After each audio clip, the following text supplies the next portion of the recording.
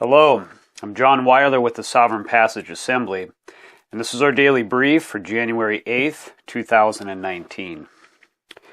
We're going to continue on with our study of Shemoth, which means names, and that's Shemoth or Exodus, chapter 1 through chapter 6, 1.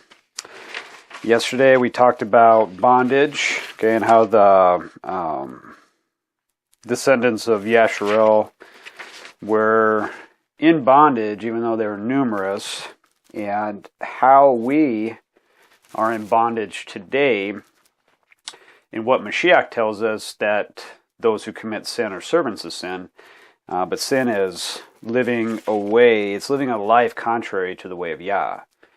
So, for us, coming out of the world, we were in bondage, or trapped or subjugated in this life that was contrary to YAHUAH. And now, through the Messiah, we're coming out of that. We're being called by our Creator from the foundation of the world through Yahushua Mashiach. Today, His Ruach ELOHIYM is being poured out upon humanity to where we're seeking Him and we're finding. So, what a wonderful time. Wonderful time for us to be alive today, the history of the world. Praise YAHUAH. Okay, so today we're going to focus on chapter 2, and we're going to be introduced to Mosche. So let's read it, and we'll talk about it. So in Shemoth chapter 2, "And there went a man of the house of Levi, and took to be his woman a daughter of Levi. And the woman conceived and bore a son, and when she saw him that he was a goodly child, she hid him for 3 months. And when she could no longer hide him, she took for him an ark of bulrushes, and daubed it with slime and with pitch, and put the child therein. She laid it in the reeds by the river's brink. And his sister stood afar off, to wit what would be done to him. And the daughter of Pharaoh came down to wash herself at the river, and her maidens walked along the river's side. And she saw the ark among the reeds. She sent her maid to fetch it. And when she had opened it, she saw the child, and behold, the babe wept. And she had compassion on him, and said, This is one of the ELOHIYM children. Then said his sister to Pharaoh's daughter, Shall I go and call to you a nurse of the Ephraim women, and that she may nurse the child for you? And Pharaoh's daughter said to her, Go. And the maid went and called the child's mother.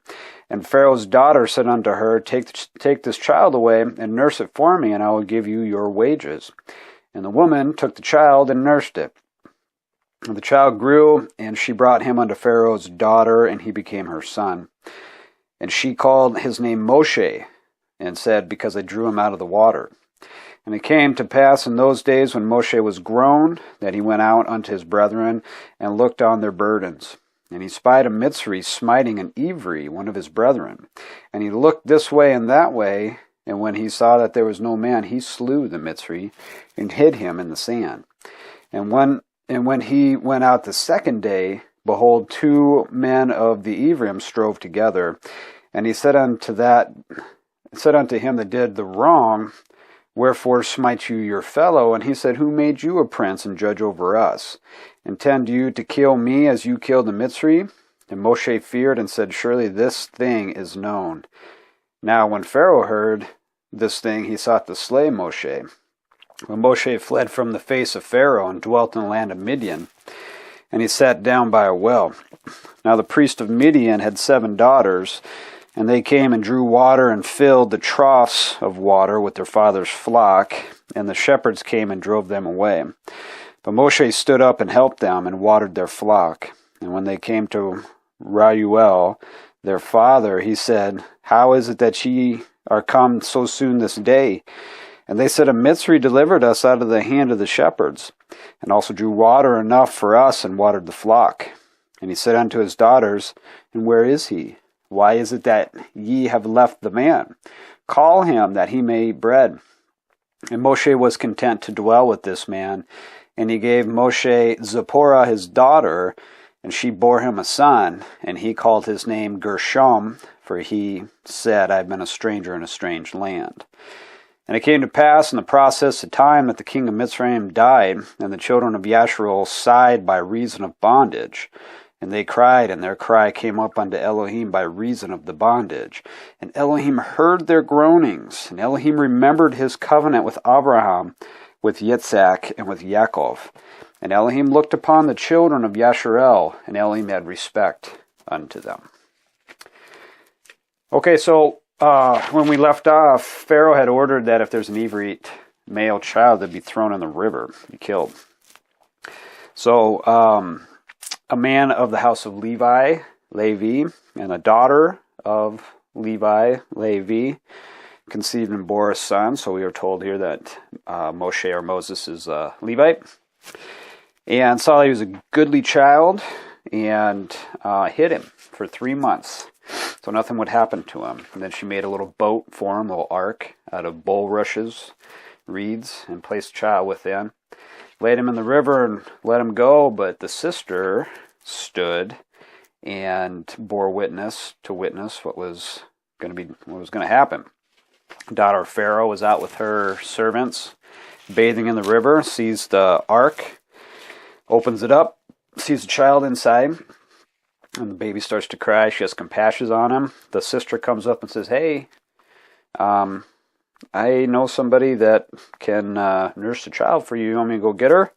And Pharaoh's daughter says, "Take the child away and nurse it, and I will pay you. I will give you wages." And so the woman, who's the mother of Moses, takes her child back, nurses it, and it grows. And then when he gets older, she takes him to Pharaoh's house, and she adopts him, okay, and he became her son. She named him Mosche, which means to draw out, okay, and because I drew him out of the water, that was the statement. So Strong's H4872, Mosche is drawing out. Now this is important for us too, because Moshe was the instrument to draw out Yashar'el from the nation of Mitzrayim. Okay, so everything has a meaning here. Moshe grows up, and he goes out so he's grown up in the house of Pharaoh, so he's growing up privileged in luxury and what we would think of as a very nice life. Goes out and sees his brethren being burdened, and then he sees an Egyptian or a Mitzri beating an Ivrite or a Hebrew, looks around, sees nobody, and he kills the Egyptian, kills the Mitzri, buries him in the sand, so tries to cover it up, murders and tries to cover it up. Second day he goes out and he sees 2 Ivrim fighting, and he intervenes and says the one that was causing wrong, says, "Why are you fighting with or causing harm to your brother here?" And he says, "Well, who are you? Who made you the prince here? Who are you? Why are you in charge and judge over me? Are you going to kill me like you killed that Ivri or that Mitzri? You're going to kill me like you killed that Egyptian?" And then Moshe got afraid, because he said, "They know. I can't hide anything." Pharaoh finds out and seeks to kill him, so he runs away. Now there's a parallel account in the book of Jasher, which is very interesting and quite lengthy. Now the book of Jasher is Yashar, which means upright, so the upright of El is Yashar'el. But it is I'll just say that it's very interesting. I'll have a parallel account here up on the Sovereign Passage website if you would like to look at that and the potential ties that we have from Torah to the book of Yashar with Moses' life, Moshe's life.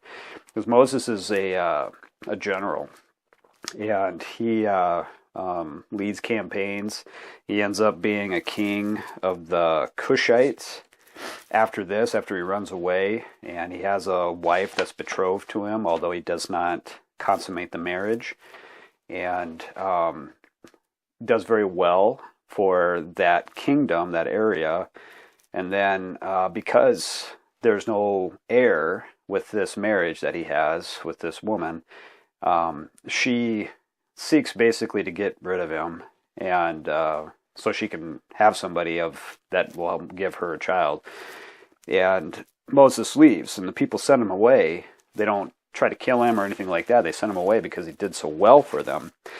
And then he goes up to Midian, what we're talking about now, and he comes into contact with the daughters of Yitro, Reuel.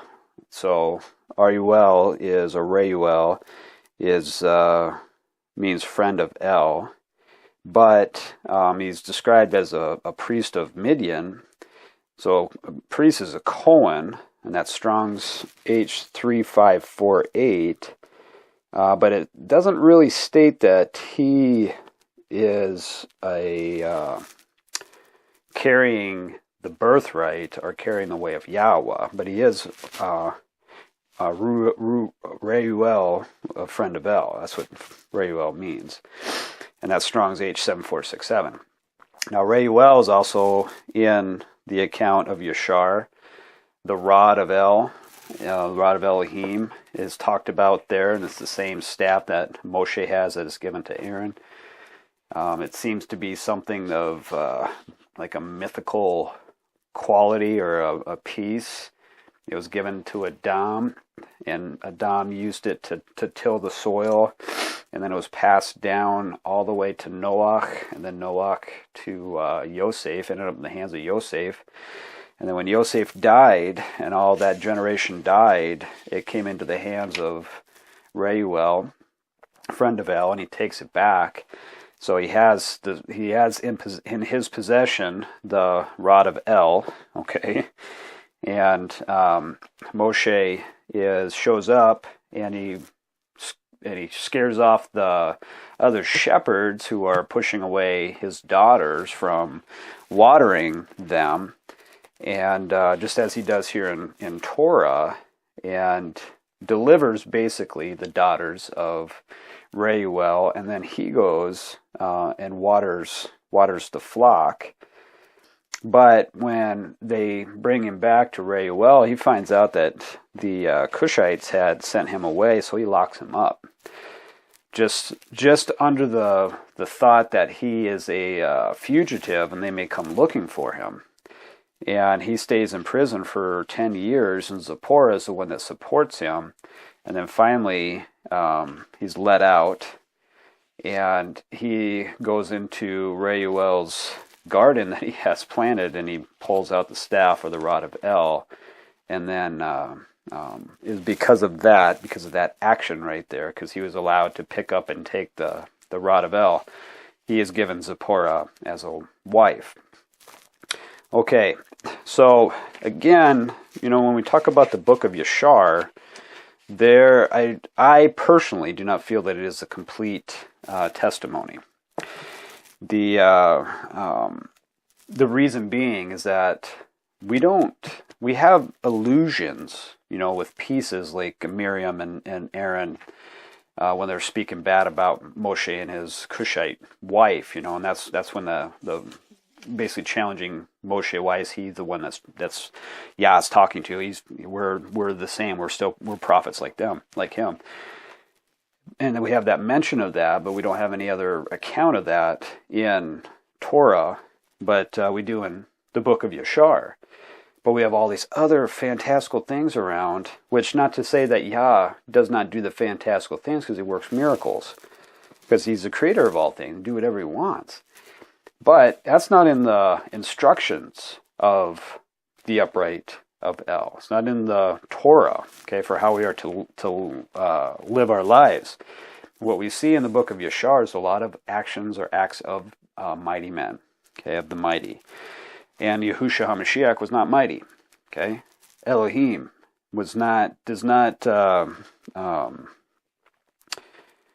the cause of death is by man.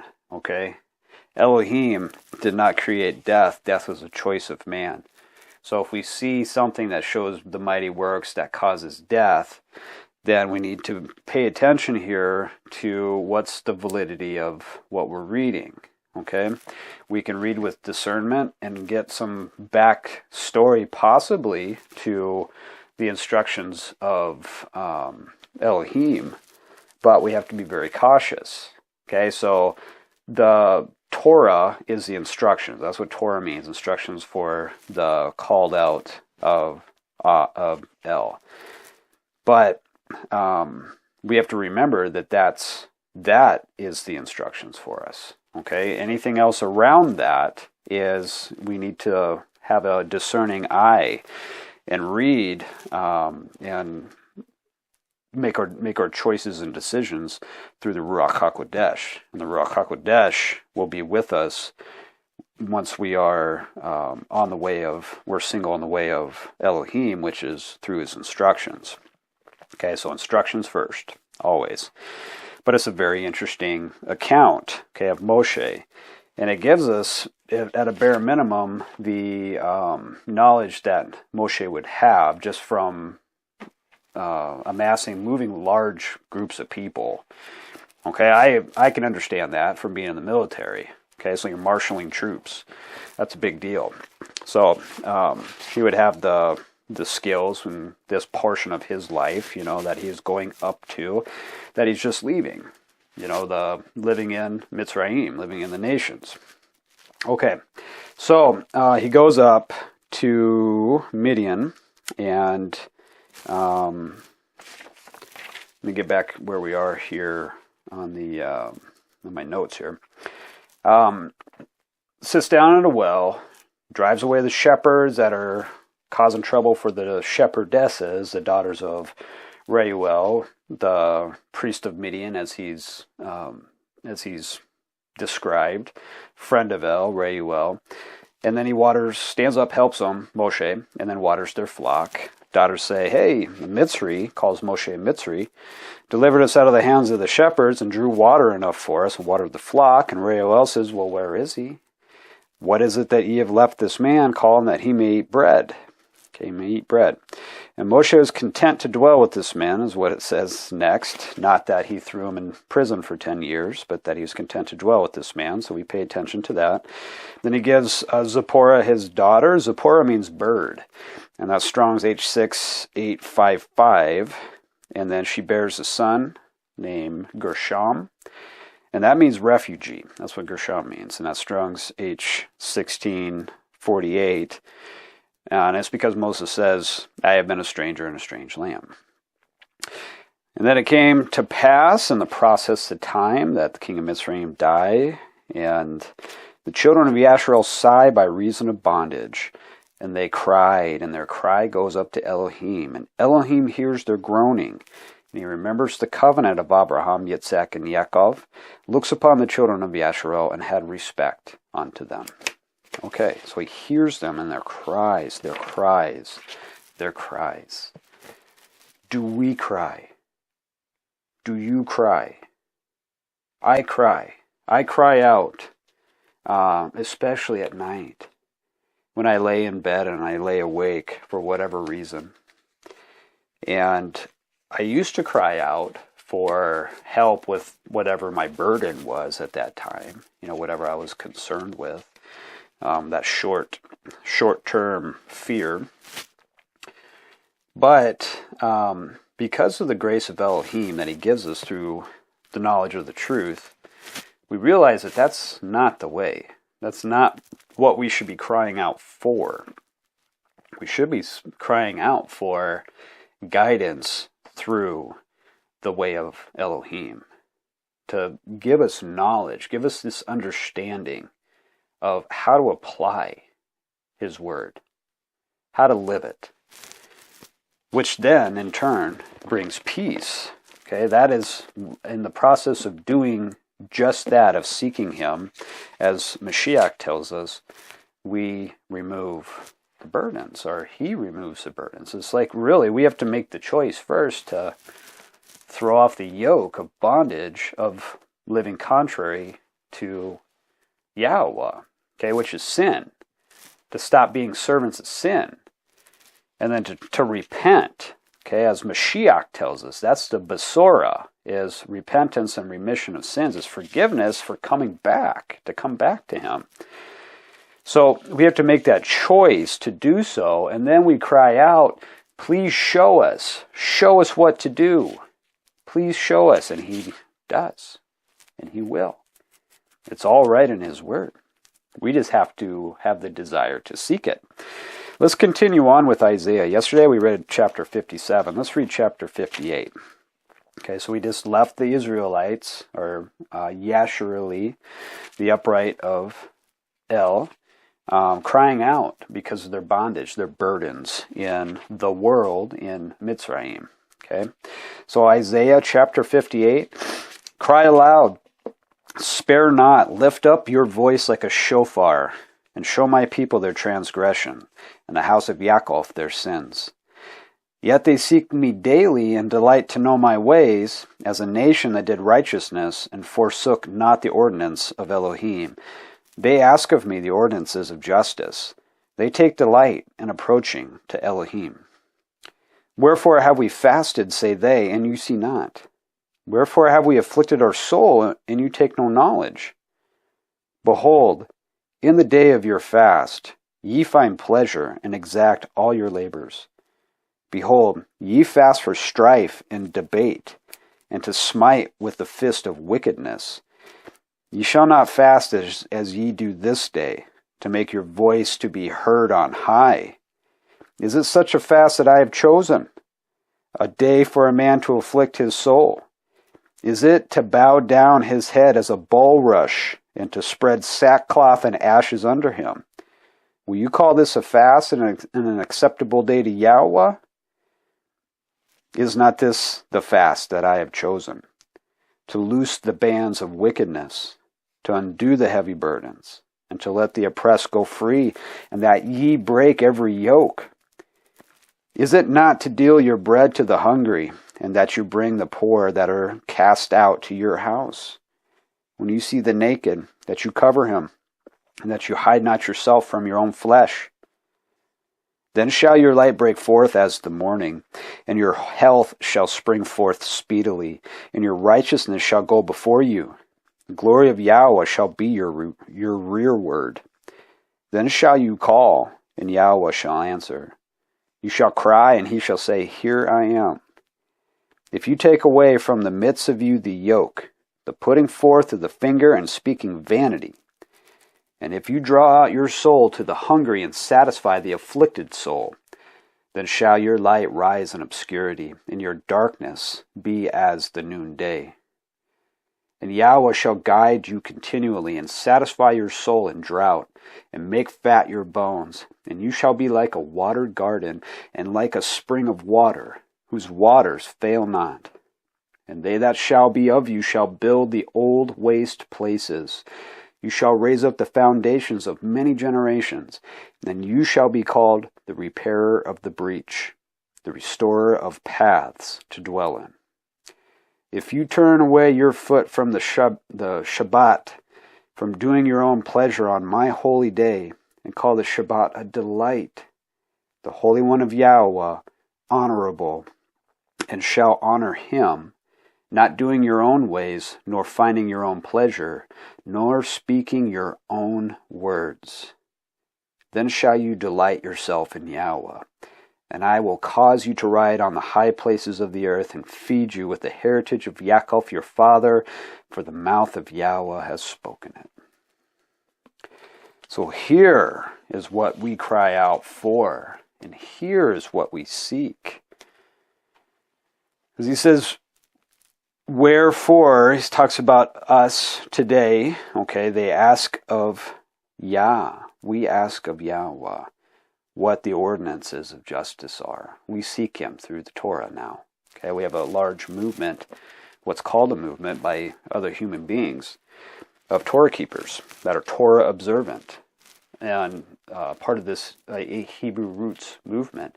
I'm not speaking poorly about the concept of that at all, but we have to really consider what it is that we are assuming when we turn back to the way of Yah. Okay, we don't want to assume a different yoke, okay, in following these ways and not entering in through Yahushua HaMashiach. Yahushua HaMashiach is the fulfillment of the Torah. So he is the one who fills up or is our example. He is the completeness of it.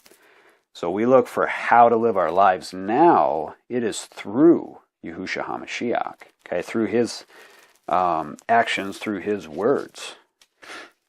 So what the beginning of chapter 58 says, they seek me daily and delight to know my ways. We delight to know the ways of Yah, as a nation that did righteousness and forsook not the ordinance of ELOHIYM. They ask of me the ordinance of justice, and they take delight in approaching ELOHIYM. I take delight in that. I personally take delight in approaching him through his word, through his way, and most importantly, through Yahushua HaMashiach. And then it says, wherefore have we fasted, say they, and ye see not. So I'm doing these things, but you don't see it. Wherefore have we afflicted our soul, but you take no knowledge.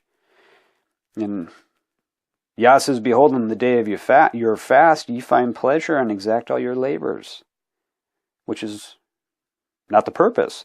Behold, ye fast for strife and debate, and to smite with the fist of wickedness. Shall not fast as ye do this day, to make your voice to be heard on high.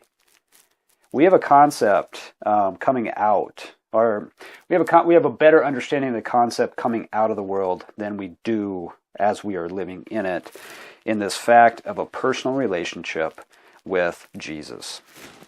Your personal relationship with Jesus. Because really what you're doing is you're creating your own personal Jesus by doing that. We have this concept that we can tell Elohim that this is what I'm going to do for you. I'm going to love you the best way that I know how to. I'm going to do this for you. And he says, ye shall not fast as ye do on this day, to make your voice to be heard on high. We have this very vain and conceited way of looking at our relationship, or a relationship, with, I'm the most important piece of this. You need to pay attention to what I'm doing here. You need to hear my words. Please hear my words. Please hear my words. So my voice, I'm doing these things for you, whatever it is. Whether you're following the Torah to the letter, or doing, everything that you feel you need to do with your thoughts being on following the Torah, or you're not following at all, but you're showing love for Jesus the best way that you know how, and maybe you're following the law of the churches. Okay, because there's two different laws that are happening here, if we want to look at them as laws. But neither are leading to the relationship. Neither one will lead to the relationship. So, to make your voice be heard on high. It says, is this the fast that I have chosen? A day for a man to afflict his soul. Is it to bow down his head as a bulrush, and to spread sackcloth and ashes under him? Will you call this a fast and an acceptable day to YAHUAH? What did Yahushua do? Who had the spirit of ELOHIYM on him? Who's ELOHIYM? He's the word of Yah made flesh. The way to follow the way. Okay? What did he do? He was criticized constantly by those who said that they knew, right? That they were the fullness, the fulfillment of the Torah. That Yahushua was eating with sinners. What did he do? He went out to those who needed healing, who needed the words of YAHUAH. Verse 6 says, is not this the fast I have chosen, to loose the bands of wickedness, to undo the heavy burdens, and to let the oppressed go free, that ye may break every yoke? Is it not to deal your bread to the hungry, and that you bring the poor that are cast out into your house? When you see the naked, that you cover him, and that you hide not yourself from your own flesh? You go out. Go out. Do as the Messiah did. Then shall your light break forth as the morning, and your health shall spring forth speedily, and your righteousness shall go before you, and the glory of YAHUAH shall be your rearward. Then shall you call, and YAHUAH shall answer, and you shall cry, and he shall say, here I am. And if you take away from the midst of you the yoke, the putting forth of the finger and speaking vanity, and if you draw out your soul to the hungry and satisfy the afflicted soul, then shall your light rise in obscurity, and your darkness be as noonday. So, if we are following the way of Yah, the Torah, with everything that we have, meaning that we are not living the way, we're not looking at it as a set of rules to follow, things that we have to do, we are living it because we understand that it is love. The fulfillment of the Torah is love. Okay, we understand that. So, because of that, that puts ourselves last. It puts everybody else first in front of us. And by doing so, we are projecting the light of YAHUAH for others to see. So we are taking up, we are releasing our burdens. Okay, so we are putting away our yoke, which is the putting forth of the finger and speaking vanity, thinking very highly of ourselves and not so highly of others around us, and draw out your soul to the hungry and satisfy the afflicted soul. The afflicted soul, satisfy them, the hungry, the ones who are seeking the way of Yah, the ones who are hearing our Mashiach, the voice of the shepherd, the voice of YAHUAH, ELOHIYM, calling to us from the foundation of the world, let there be light. Then shall your light rise in obscurity, and your darkness be as noonday. And YAHUAH shall guide you continually, and satisfy your soul in drought, and make fat your bones, and you shall be like a watered garden, and like a spring of water, whose waters fail not, a spring of living water, through the Ruach HaKodesh that dwells within us. And they that be of you shall build the old waste places, you shall raise up the foundations of many generations, and you shall be called the repairer of the breach, the restorer of paths to dwell in. Now, that's interesting reference, because Levi and Shimon with the prophecy, so Levi and Shimon, that in their anger they killed a man, and in their wrath they dug down a wall. And we see throughout the prophets where the Levites had caused great harm to the way of YAHUAH. Okay, dug down a wall. And here in verse 12 it says, and they that shall be of you shall build the old waste places, you shall raise up the foundations of many generations. And you shall be called the repairer of the breach, the restorer of paths to dwell in. By coming back, okay, to the way of Yah through Yahushua HaMashiach.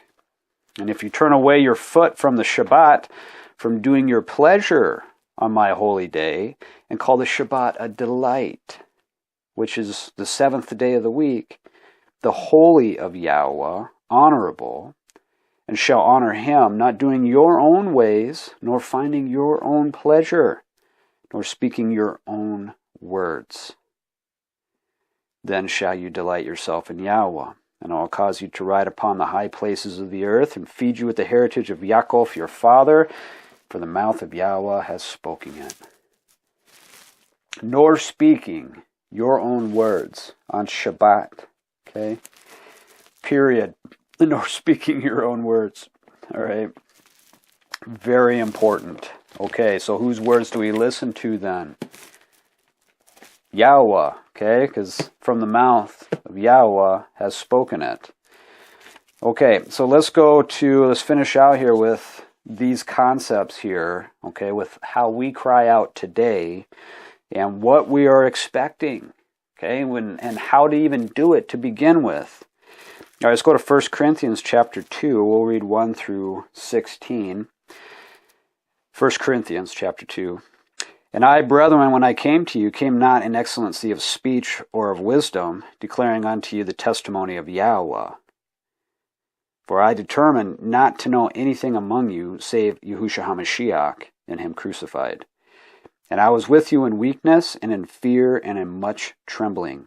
And my speech and my preaching was not with enticing words of man's wisdom, but in demonstration of the Ruach and of power, that your belief should not stand in the wisdom of men, but in the power of Yah. Howbeit we speak wisdom among them that are perfect, yet not the wisdom of this world, nor the princes of this world that come to naught. But we speak the wisdom of Yah in a mystery, even the hidden wisdom, which YAHUAH ordained before the world unto our glory, which none of the princes of this world knew, for had they known it, they would not have crucified the Yah of glory. But as it is written, eye has not seen nor ear heard, neither have entered into the heart of man the things which YAHUAH has prepared for them that love him. But Yah has revealed them unto us by his Ruach, for the Ruach searches all things, yea, the deep things of YAHUAH. For what man knows the things of man, save the Ruach of man which is in him? Even so the things of Yah knows no man, but by the Ruach YAHUAH.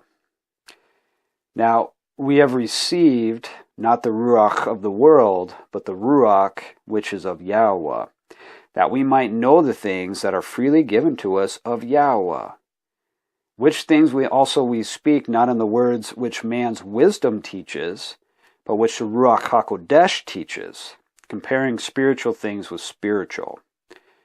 But the natural man receives not the things of the Ruach YAHUAH, for they are foolishness unto him. Neither can he know them, because they are spiritually discerned. But he that is spiritual judges all things, yet he himself is judged of no man.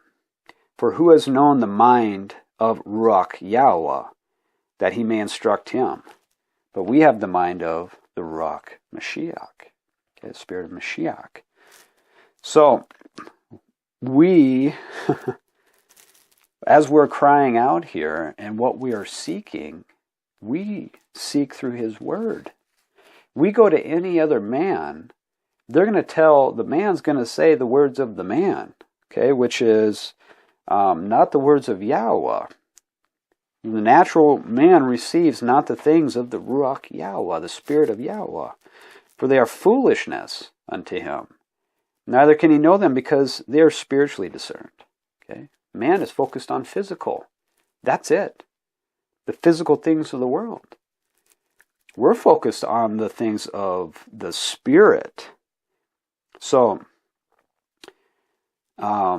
it's important for us here, as we are coming out of the world and maintaining our walk in the ways of Yah, walking as the Mashiach walked, that we don't forget where we go here for any type of information.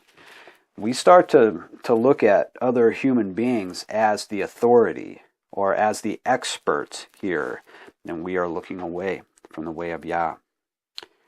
He says, for I determined not to know anything among you save Yahushua HaMashiach and him crucified. And I was with you in weakness and in fear and in much trembling.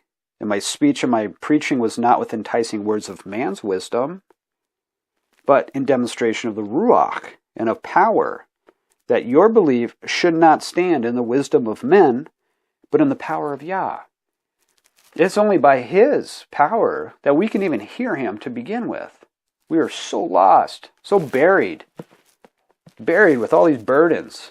You know, like we're dug down. You can just picture us being dug down in a hole and then covered up with all these burdens. And then if by chance we happen to get out of that and just walk our lives, we are carrying such heavy weight, and the things around us are just throwing stuff right on top of it. And we're just assuming the burden as we walk through our lives, walking contrary to the way of Yah. And it's only by his grace do we even have this opportunity to hear him and then see the light of the world, Yahushua HaMashiach, and understand that we can take this off at any time. We're the ones that are assuming it. We're the ones that are taking the burden.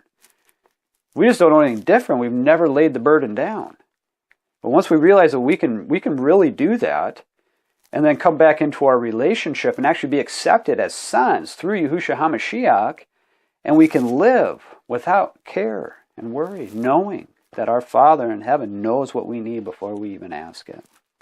That all the hairs of our head are numbered, and that we seek Him when we cry out, Abba, Father, that we are calling out to Him, saying, please show us the way.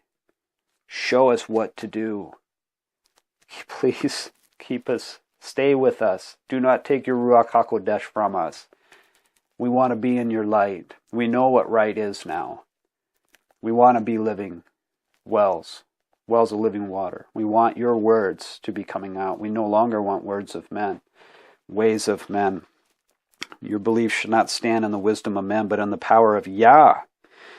Howbeit we speak wisdom among them that are perfect, yet not the wisdom of this world, nor of the princes of this world that come to nothing, to naught.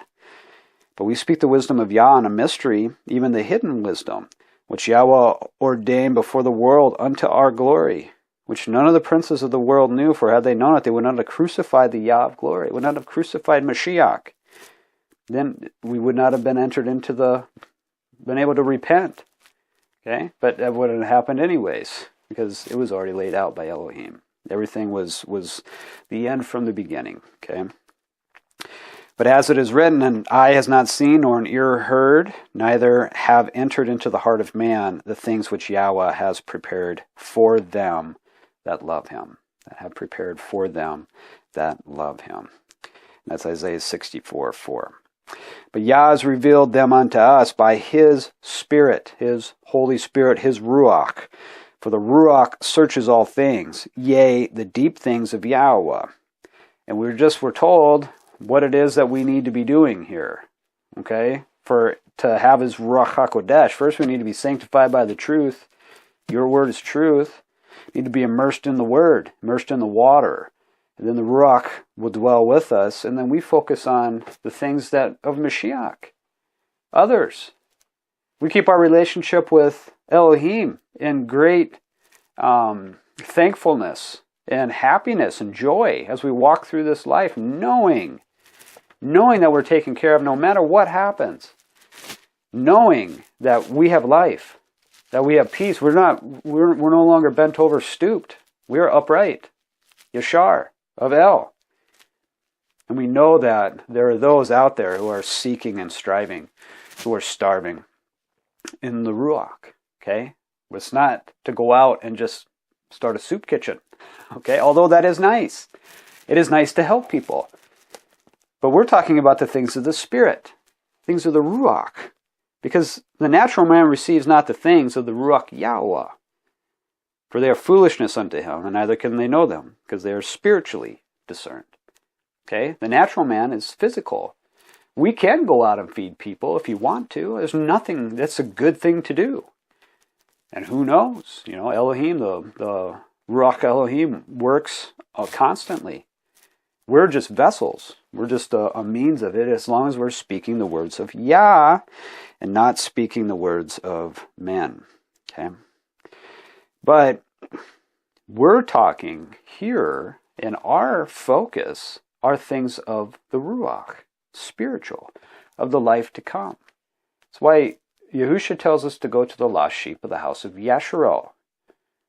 The upright are there.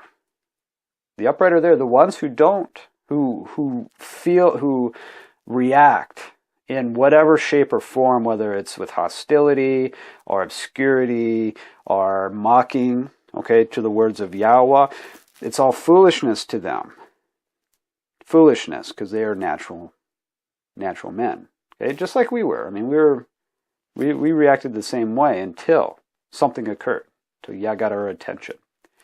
And then by the grace of Yah, what an incredible gift for that to happen.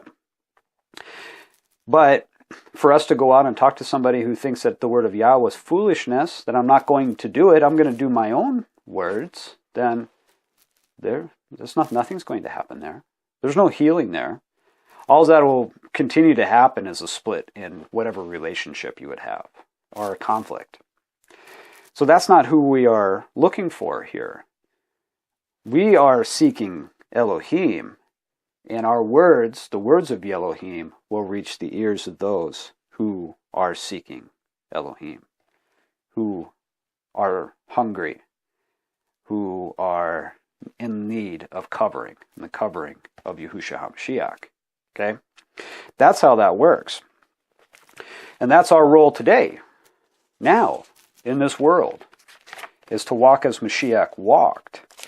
So we need to understand our relationship, and that the relationship through the instructions of YAHUAH is how we live our lives. It's our life focus. We focus our ruach onto the direction that he calls his upright people, his called out assembly. And we have that example of how to do it through Yahushua HaMashiach, the fulfillment of the Torah. And then we realize that the fulfillment of the Torah is love. Okay? Because we love our Creator and our Savior with everything that we have. So we live our lives for them because we love them. And then we live our lives for other people because we don't love ourselves as much as we love YAHUAH Yahusha. And by doing so, we love everyone around us. So, what a wonderful gift. Now, we have to remember, though, that everything comes from hardship. All this wonderful outcome is going to be the beginning.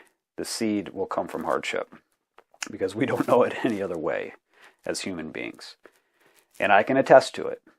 You know, that's what turned my ear and my eye to the way of Yah, was hardship. And if you're listening to this, it'll be hardship with you. And it's going to continue until YAHUAH, who seeks down to the core of the Ruach YAHUAH, who seeks the core of us, until all the unrighteousness is gone, reproving us like sons, like a father to a son. It'll happen, and then it's up to us, because all those are just burdens that we're still carrying while attempting to walk as the Mashiach walked. We can't carry the burden and still walk and assume the yoke of Mashiach, because we're still hanging on to things that are tying us to the natural man, to the lusts of the flesh. Okay, and a lot of the time we don't realize it until, you know, it's apparent to us, like we get slapped in the face with what we're doing, or we don't let it go. We know it, but we're still finding excuses to hang on to it. All right, I've done both, still doing both. But by the grace of ELOHIYM, through the Ruach HaKodesh, do we have the ability to combat those things, to let them go. So, what a wonderful gift. All right, we're going to end out here with chapter 2, and I hope that his word has blessed you as it has blessed me and given you different insight into how we approach our relationship through Yahushua HaMashiach and how we have our relationship with others around us. So we approach it in the Ruach, okay, to those who are spiritually hungry for righteousness. Have a wonderful day today, and we'll be back here tomorrow with a continuation of Parashah Shemoth. Thank you.